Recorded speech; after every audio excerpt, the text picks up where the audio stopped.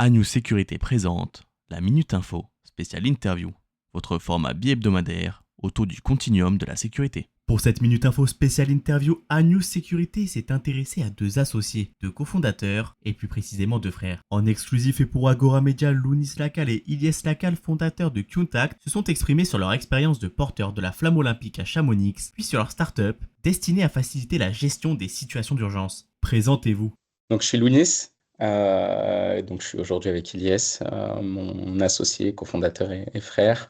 Pour ma part, moi, je suis de formation ingénieur en maîtrise des risques industriels.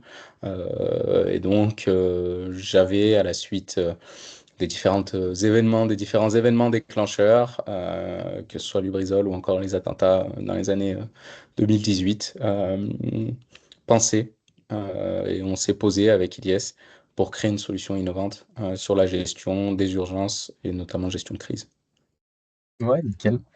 Et du coup, pour ma part, donc Lacal Ilyes, frère et cofondateur de la société Contact. Pour ma part, du coup, plutôt ingénieur en développement informatique euh, et objets connectés, directeur technique de la solution et de l'entreprise.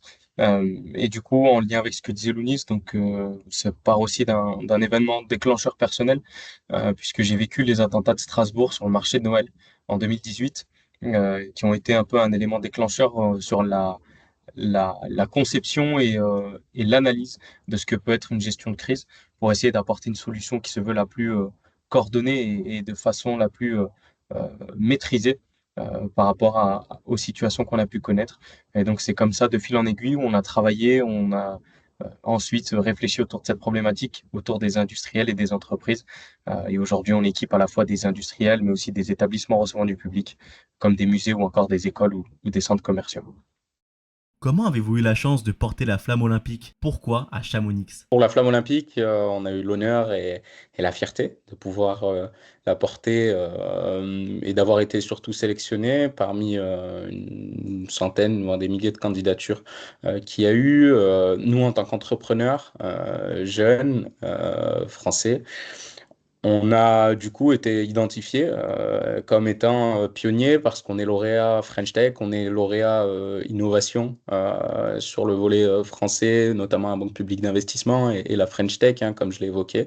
Et donc, eh bien, pour saluer notre parcours, eh bien, ça a été une évidence, puisque après, je te laisserai, Ilyes, évoquer l'étape de Chamonix, mais voilà, ça a été une évidence et on avait été du coup sélectionné par Coca-Cola pour porter et on l'a fait de manière très joyeuse et surtout de pouvoir se passer le relais de la flamme qui a été juste un moment unique.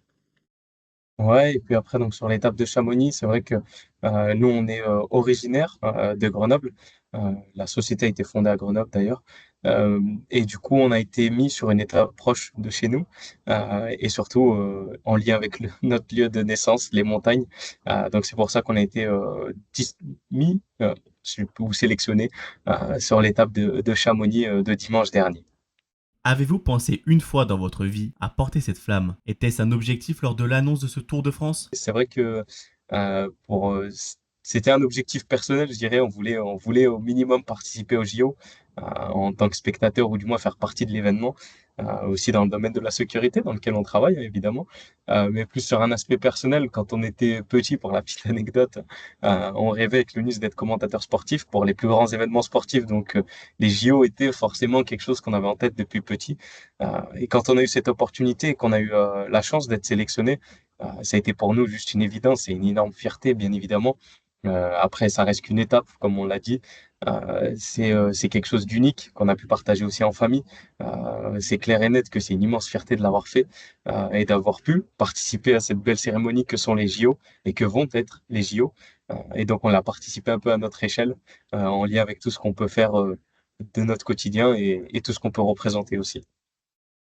C'est ça, mais il a presque tout dit, hein. C'est aussi une fierté que ce soit en France, voilà, on est français, ça se passe en France, donc contribuer à porter et à faire rayonner aussi notre histoire, faire rayonner aussi le secteur aussi. C'est vraiment ce rôle-là qui nous tient à cœur et de porter aussi notre innovation, tout le travail qu'on effectue aussi. Ben, voilà, c'est une belle récompense en tout cas de tous les efforts et le travail qu'on fournit au quotidien et on avait à cœur de contribuer lors de cet événement qui sont les JOP de 2024. Êtes-vous sportif à la base et que vous évoquent les JOP? Bien sûr, on est tous les deux sportifs. Comme on l'a pu, c'est vrai qu'on l'a souvent évoqué, mais on a fait presque tous les sports, je crois, qui sont représentés au jeu, que ce soit du tennis, du judo, du volley, du hand. On a fait de l'athlétisme aussi, on a fait du football, du basket, un peu de Natation. rugby aussi, de la natation. Ouais, yes, tu me compléteras de l'escrime aussi dans notre jeunesse. Donc voilà. Franchement, c'est pour nous aussi de porter des valeurs qu'on retrouve à travers le sport et aussi à travers notre startup que l'on a créée. Donc, un moment juste unique. Je sais pas, Elias, si tu veux compléter sur tout ça, hein. Non, je pense que tu as tout dit, mais c'est vrai qu'on a été bercé et qu'on a grandi euh, dans les valeurs du sport. Je pense qu'elles nous ont inculqué des valeurs qu'on retrouve aujourd'hui dans notre entreprise. Il y a une certaine rigueur aussi. Et c'est vrai qu'on en parlait récemment, mais le sport de haut niveau se rapproche énormément de l'entrepreneuriat et on retrouve vraiment des similitudes sur ça et on retrouve un peu de l'exigence sportive au travers de notre métier au quotidien. Donc c'est aussi en lien avec tout ce qu'on a pu faire au travers de la flamme.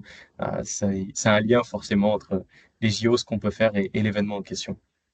Quelles sont les actualités chez Qntact? Ouais, sur les grandes actualités, aujourd'hui, il y a deux grands axes, je pense, qui sont intéressants à mettre en avant. Déjà, notre activité historique, hein, c'est qu'on a créé une application qui permet de gérer les mesures d'urgence et l'évacuation, fermeture de sites, de tout site, à la fois industriel, tertiaire, mais également grands magasins, établissements recevant du public, comme l'a dit Ilyes. Là, on lance des grandes évacuations, notamment des exercices grandeur nature. Je pense à des musées, je pense à des grands magasins, des sites industriels Céveso, des sites tertiaires notamment pour cet été. Et puis Ilyes pourra compléter sur, je pense, les deux autres grands sujets qui nous animent et sur lesquels on a été choisi, sélectionné aussi, là encore une fois, par des acteurs étatiques.